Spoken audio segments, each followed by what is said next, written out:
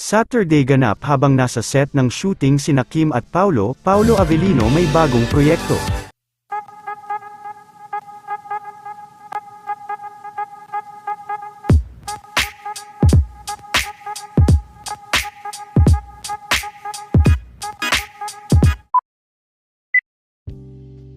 Sa muling pagkakataon ay muli nga na itinuloy nila Kim at Paulo Avellino ang kanilang shooting para sa kanilang serye, at sa darating na Lunes naman, ay opisyal na magbabahagi ulit ng panibagong trailer para sa kanilang serye.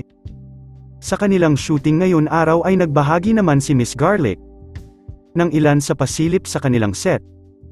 Tila nagulat naman si Pau nang makita na kinukuhanan siya ng video nito.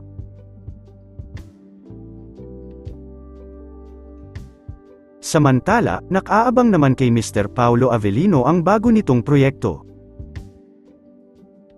Ito ay ang The Wedding Dance, na sinauna ang tema at pinagbibidahan ng karakter na warrior of their tribe.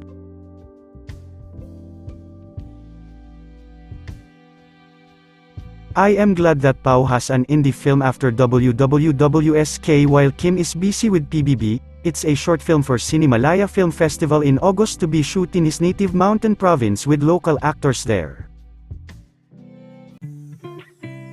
Samantala, dahil birthday celebration ni Miss Ann Curtis kanina, ay talagang binusog naman ito ang kanyang Showtime family sa kanyang pa-cater para sa kanila.